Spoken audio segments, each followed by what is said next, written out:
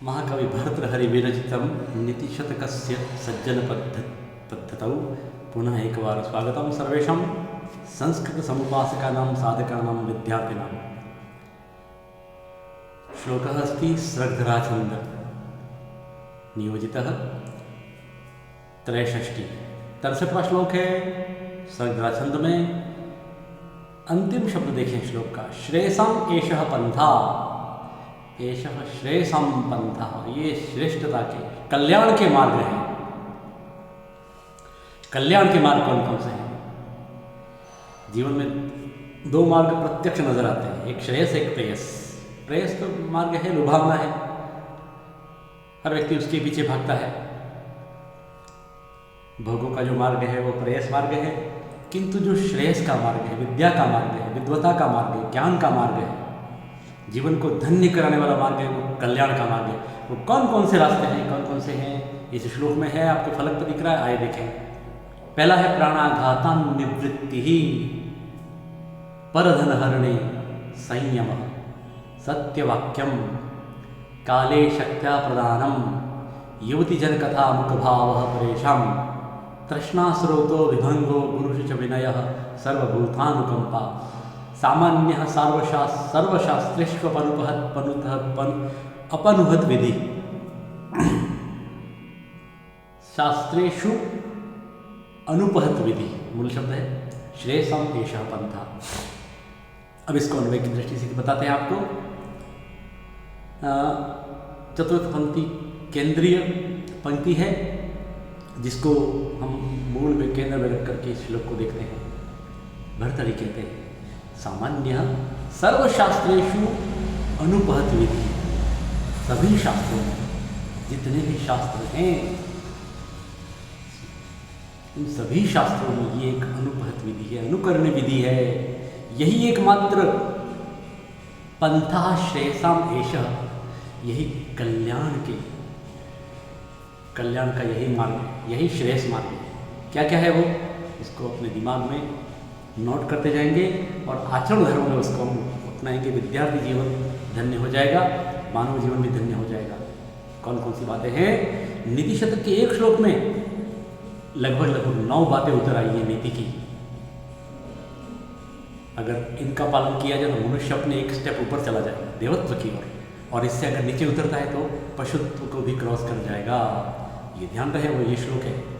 प्राणाघातात निवृत्ति, प्राणी हिंसा से निवृत्त हो जाना, किसी प्राणी की हिंसा नहीं करना। पहली प्राणाघातात, तब को बिना हो गया है, व्यंजन संधि है, यरो नासिको नासिको वा, न के पश्चात द ध द ध, न से परे न है। तो यहाँ है कि प्राणाघात किसी के प्राणों को नष्ट करना, किसी को जीवन से समाप्त करना, ये भाव नहीं होना चाहिए। अर्थात अहिंसा परमो धर्म, ये पहली कल्याण का पहला मार्ग है। किसी के जीवन को समाप्त नहीं करना, निवृत्त हो जाना प्राणाघात से। नंबर 1 समझ में आ चुका है। प्राण आघात से निवृत्ति अर्थात प्राणी हिंसा से निवृत्त होना। नंबर 2 दूसरी विधि है परधन हरणे संयम। परधन हरणे, पराया धन हरण करने में संयम हो। संयम का तात्पर्य है कि दूसरे के धन पर हमारा मन जाना ही नहीं चाहिए। हमारी नीति नियत में कभी कोई विकार नहीं आना चाहिए। संयम होना चाहिए कि रूखा सूखा खाई के ठंडा पानी पियो, देख पराई चौपड़ी मत ललचाए जियो। देख पराई चौपड़ी, देखिए यहाँ कितनी बड़ी बात है। कबीरदास जी का ये श्लोक है, हिंदी दोहा है। इन श्लोकों की ही बातें, शास्त्रों की बातें ही कबीरदास जी ने अपनी साखियों में, अपने दोहों में कही है। तो दूसरे का धन कभी नहीं चुराने का अपने मन में कोई ऐसा भाव नहीं लाना चाहिए, संयम रखना चाहिए। वो हमारे लिए मिट्टी का लोंदा है, नहीं चाहिए पराया धन। कहीं भली है कटुकनी बोरी, कनक कटोरी की मैदा से, ऐसे। तीसरी नीति है पहली पंक्ति में सत्यवाक्यम, जिह्वा में, मुख पर सदैव सत्यता का हमारा बॉडी लैंग्वेज सत्य का रिफ्लेक्शन, प्रतिबिंब दिखना चाहिए चेहरे पर कि व्यक्ति सत्य आचरण करता है, सत्य बोलता है। मनसा वाचा कर्मणा उसके जीवन में सत्य है। जिसके मन में, जिसके वचन में, जिसके कर्म में खोट हो, उसका बॉडी लैंग्वेज दिख जाता है कि अंदर की नीयत में भी सत्यता होनी चाहिए। इस पर दूसरी पंक्ति में कहते हैं काले शक्त्या प्रदानम, काले इति समये यदा समय आगच्छति, समय अनुसार जब जब अवसर आए, शक्त्या शक्ति के अनुसार, प्रदानम दानम प्रदानम, व्यक्ति को दान देना चाहिए। व्यक्ति को यथाशक्ति यथा समय दान अवश्य करना चाहिए। केवल भोग भोग धन पद्धति बता चुके हैं, दानम भोगो नाशस्य स्रोत, दान का भाव अवश्य होना चाहिए। चौथी बात हो गई। पांचवी बात है युवती जन कथा मुख भाव परेशान। पांचवी नीति कहते हैं परेशान युवती जन कथा मुख भाव। पराई स्त्रियों के विषय में जब चर्चा चल रही है अथवा चर्चा में पराई स्त्रियों के विषय में मुख भाव रख लेना, नो कमेंट्स। पराई स्त्रियों की कोई चर्चा नहीं करना। ये हो गई 5 नीतियां। तीसरी पंक्ति में देखते हैं तृष्णा स्रोतो विभंग।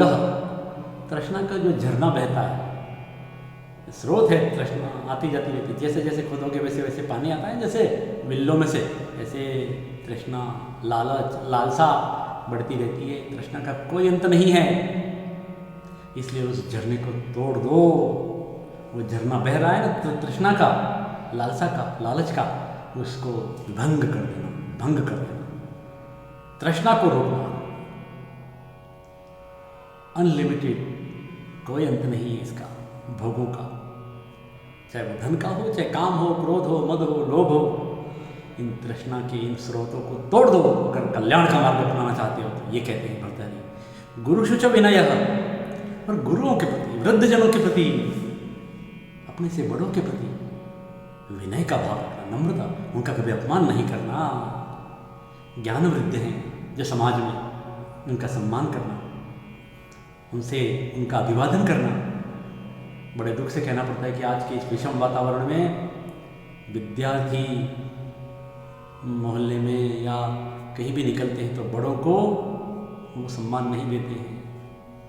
उनको बोला ना, नमस्कार करना, दादाजी नमस्कार, काका जी नमस्कार।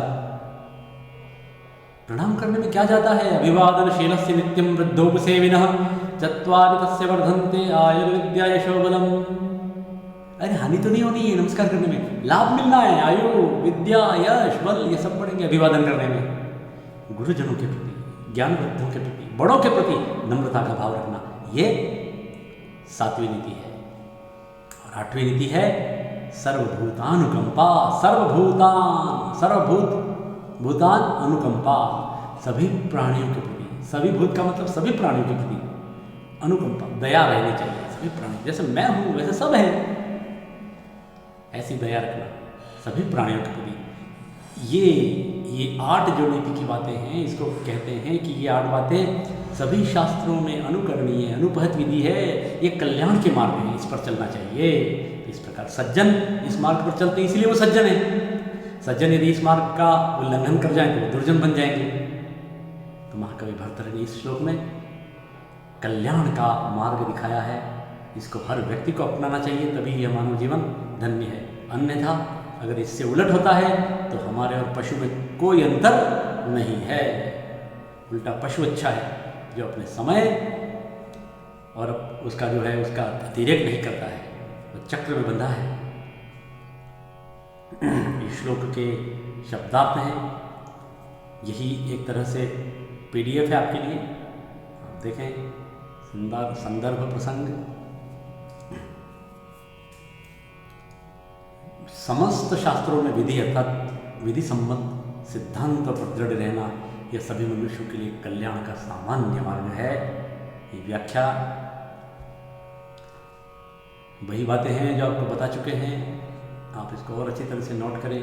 नोट करने के लिए आपको दिखाया जा रहा है अपनी डायरी में, आप पॉज करके इसको नोट कर लें, रोक लें उसको, जहाँ जितना चाहें उतना नोट। भावार्थ और विशेष की ये बात विशेष है, उसको भी नोट करें। समस्त शास्त्र सम्मत कल्याण के मार्ग बताए हैं और इन पर चलकर मानव को महामानव बनने का एक महान उपदेश दर्शन यहाँ समाहित है। व्याकरण के कुछ प्रयोग देखें। प्राण आघातात निवृत्ति ही, प्राणाघातात निवृत्ति ही, पहले दीर्घ संधि फिर व्यंजन संधि हुई है और फिर सर्वभूतानुकंपा, सर्वभूतेषु अनुकंपा सप्तमी षष्ठी तत्पुरुष, सप्तमी तत्पुरुष है और सर्वशास्त्रेषु अनुपहत विधि, इस पे यण संधि। ऊ को व तो शु को श्व, इस तरह से यह धराचंद का श्लोक। अगले श्लोक में सज्जन पद्धति के श्लोक में बहुत सुंदर छोटा सा श्लोक है अनुष्टुप में, देखिए। संपत्सु महतां चित्तं भवत्युत्पल कोमलम आपत्सु च महाशैल शीला संघात कर्कशम। संपत्सु आपत्सु, पहली पंक्ति में दूसरी पंक्ति में पहला और दूसरा शब्द देखें। संपत्ति आने पर और आपत्सु में आपत्ति आने पर। जीवन में दो प्रकार की परिस्थितियां आती हैं हर व्यक्ति के। सब दिन होत न एक समान, सब दिन एक जैसे नहीं होते। दिन है तो रात, रात है तो रात के बाद पुनः दिन, सुख के बाद दुख। तो सुख और दुख हर व्यक्ति के जीवन में आते हैं, संपत्तियों में और विपत्तियों में। लेकिन महापुरुष सज्जन जो साधु लोग हैं, उनका चित्तम कथम भवति, महताम चित्तम भवत्युत्पल कोमलम, उत्पल कोमलम। उत्पल कोमल देखिए, उत्पल कमल, कमल के समान कोमल होता है। भवती इति होता है, भवती उत्पल भवत्युत्पल, यण संधि। महताम चित्तम, कौन? महान पुरुष, सज्जनों का चित्त, मन, हृदय।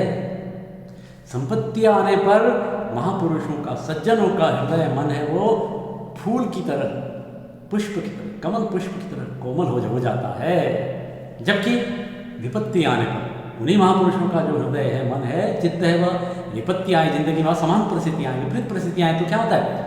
महाशैल शीला संघात कर्कशम, साथ महाशैल विशाल चट्टान, किसी पर्वत की विशाल चट्टान के समान, संघात कर्कशम, कर्कश मतलब चट्टानों के समूह के समान कर्कश हो जाता है, बहुत कठोर हो जाता है। जिस प्रकार पहाड़ की पर्वत चट्टानें होती हैं, वो किसी भी आपदा को, किसी भी तूफान को टकराने का सामर्थ्य रखती हैं, वैसे ही महापुरुषों का मन विपरीत परिस्थिति आने पर दिखता नहीं है, विचलित नहीं होता है, परेशान नहीं होता है। सामान्य लोग क्या होते हैं? हार जाते हैं, छोटी सी समस्या आई भाई घर उठते हैं।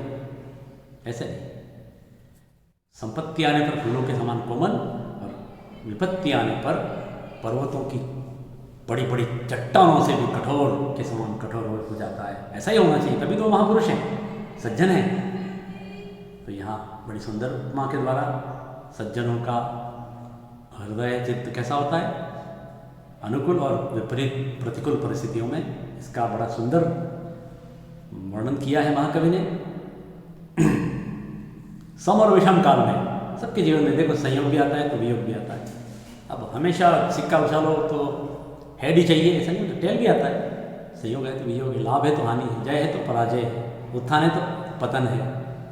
ये सब परिस्थितियाँ हैं। सुख है तो दुख है। सुख में फूलों की तरह कोमल रहना और दुख आने पर वज्र की तरह कठिन हो जाना।